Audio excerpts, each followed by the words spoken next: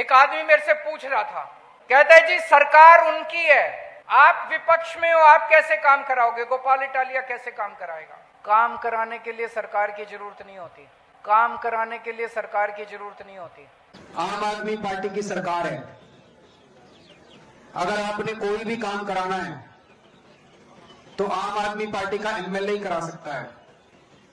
अगर आपने दूसरी पार्टी वाले को वोट दिया, आपके सारे काम रुक जाएंगे, एक भी काम नहीं होगा। जी हाँ, आप सब इन्हें तो बखूबी जानते हैं। हाँ भाई, इन्हें कौन भूल सकता है जो दिल्ली को बदलते बदलते पंजाब तक पहुंच गए, या यूं कहें कि दिल्ली से हारे केजरीवाल अब पंजाब के सहारे राजनीति में अपने अस्तित्व बचाने की कोशिश में जुटे हुए हैं।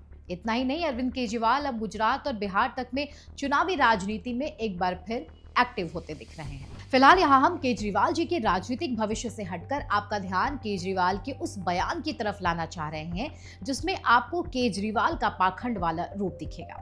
हम ऐसा क्यों कह रहे हैं, बताते हैं। दरअसल 2 दिन पहले केजरीवाल ने गुजरात के विसावदर विधानसभा सीट पर होने वाले उपचुनाव में पार्टी के प्रत्याशी गोपाल इटालिया के समर्थन में एक जनसभा को संबोधित किया।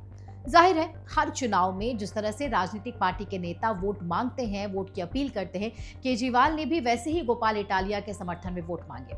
अपने भाषण में केजरीवाल ने जो कहा, उस बयान को सुनिए पहले आप। एक आदमी मेरे से पूछ रहा था, कहता है जी सरकार उनकी है, आप विपक्ष में हो, आप कैसे काम कराओगे? गोपाल इटालिया कैसे काम कराएगा? काम कराने के लिए सरकार की जरूरत नहीं होती, काम कराने के लिए सरकार की जरूरत नहीं होती। अरविंद केजरीवाल यहाँ कह रहे हैं कि एक आदमी उनके पास आता है और पूछता है कि सरकार तो उनकी है, यहाँ उनकी से मतलब भाजपा है, आप विपक्ष में हैं, आप कैसे काम करवाएंगे? आपका एमएलए कैसे काम करवाएगा?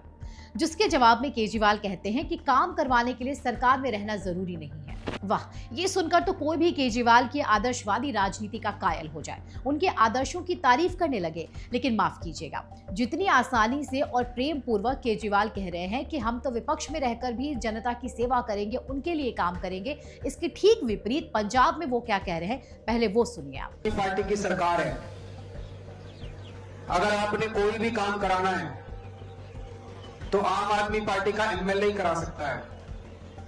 अगर आपने दूसरी पार्टी वाले को वोट दिया, आपके सारे काम रुक जाएंगे, एक भी काम नहीं होगा।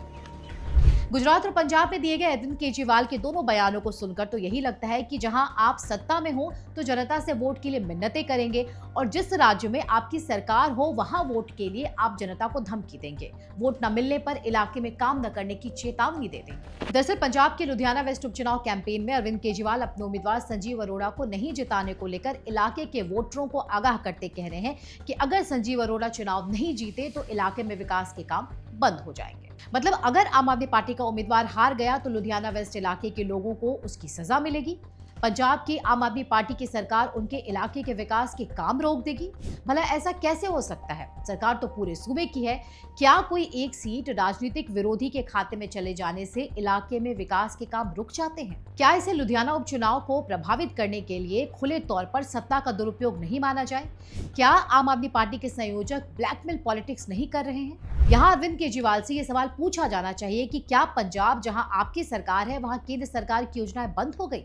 क्या केंद्र सरकार की जो स्कीम्स है उसका फायदा पंजाब के लोगों को नहीं दिया जा रहा क्योंकि पंजाब में एनडीए की सरकार नहीं है? 10 सालों तक दिल्ली में आम आदमी पार्टी की सरकार रही, क्या उस दौरान दिल्ली में केंद्र सरकार द्वारा होने वाले काम नहीं किए गए? आखिर किस तरह की राजनीति कर रहे हैं केजरीवाल? वैसे दिल्ली चुनाव में भी अरविंद केजरीवाल ऐसी ही बातें समझा रहे थे। कहते थे कि अगर बीजेपी सत्ता में आई तो उनकी सरकार में चलाई जा रही योजनाएं बंद हो जाएगी। हालांकि प्रधानमंत्री नरेंद्र मोदी दिल्ली के लोगों को ये आश्वस्त करते दिखे थे कि जन कल्याण की कोई भी स्कीम बंद नहीं होगी।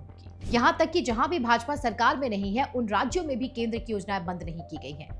चुनाव में हार जीत होती है, पार्टी विरोधी लहर होती है, लेकिन चुनाव न जीतने पर जनता के काम न करवाना, इसे किसी भी रूप में राजनीति में सही नहीं कहा जा सकता। निश्चित तौर पर लुधियाना और गुजरात उपचुनाव आम आदमी पार्टी के लिए खास मायने रखता है, लेकिन लुधियाना सीधे सीधे केजरीवाल की राजनीतिक साख से जुड़ा हुआ है, जहां अगर हार मिली तो अरविंद केजरीवाल के राज्यसभा जाने का रास्ता फिलहाल बंद हो जाएगा, लेकिन इलाके में विकास कार्य रुक जाएंगे, ये तो संभव नहीं है। राजनीति में किसी पार्टी के नेता का चुनाव न जीत पाने पर उस इलाके के काम नहीं करना, इलाके का विकास रुक जाना, इस पर आप क्या सोचते हैं? आपकी क्या राय है? कमेंट सेक्शन में जरूर बताएं। इसके अलावा अगर आपने अब तक हमारा चैनल सब्सक्राइब नहीं किया है तो जरूर करें। जय हिंद।